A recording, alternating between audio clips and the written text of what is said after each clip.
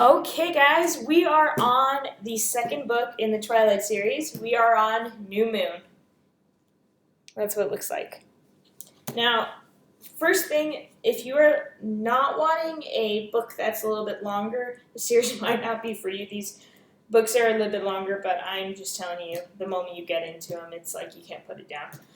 But going with New Moon, so from the last book, Bella and Edward still dating, and it's her birthday, but she's been having this dream that she sees her grandma with Edward in the forest in the meadow, and it's sunlight, or the sun's out, and really vampires are never out when the sun because it shows that they're different. They sparkle, which is an interesting thing, but she realizes when she gets closer it's actually her in the future. And so that freaks her out because she wants to be with Edward. She loves him and everything, and she doesn't want to be with him when she's like 90 years old and he's still 17. So it comes to her birthday party, and she doesn't really want anything big. She doesn't want people to know it's her birthday. She's she wants it to be like it doesn't exist. So Alice, of course, she throws her birthday party and gets her gifts and stuff. But when she's there, she gets a paper cut, and it's just a little bit of blood. But Jasper, since he's one of the newest vampires, he almost attacks her. But Edward saves her, but he throws her kind of in front of a table because vampires are really strong. So he didn't mean to hurt her, but then more blood came, and Carla had to take care of her. But in this book, one of the things, well, it's mentioned in the first book, the Volturi, and you actually get to see them. Volturi are the oldest vampires. In the books, they're an organization that's based on laws and different principles. So they live in Italy, and the Volturi tries to get people who have specific powers, and they're the ones who they're not like the Cullens or the Denali tribe. They feed on humans. And in this book, Edward talks about when Bella almost died. If she would have died, he was going to go kill himself, basically, like Romeo and Juliet. And the only way to do that for a vampire would be going to the Volturi and trying to get them, or exposing himself. That's really the only way for a vampire to die. When Bella hears about this, she, of course, is just horrified that he would even think about doing that, let alone saying he was going to do it. But as it goes on, Edward feels horrible about what happened at the party, and he realizes that the best way for Bella to be safe is for him not to be there at all. And that really is the worst thing he could ever do, in my opinion, just because she's left there with no protector, and Victoria was James' mate from the first book.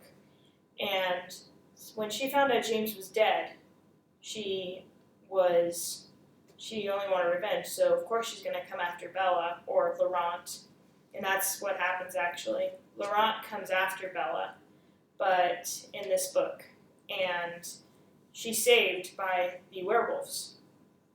And he literally left her defenseless.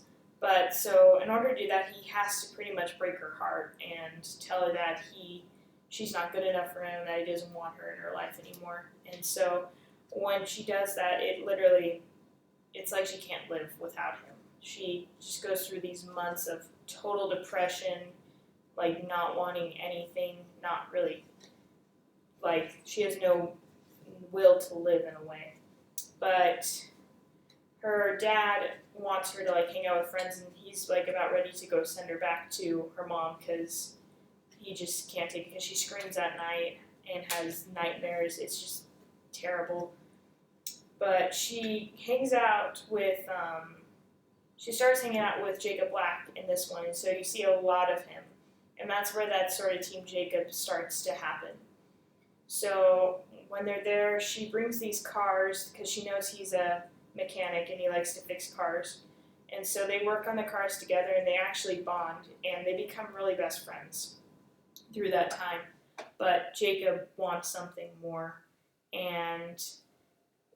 but he starts to transform in this book, and I mean like physically, like he starts to get taller, and it's because just different things with his body are happening, and it turns out he's becoming a werewolf, and he's the great grandson of Ephraim Black, and so he's the one who set up he's the head, he's the alpha, but he revokes it because he doesn't want to be alpha, and he lets Sam be alpha.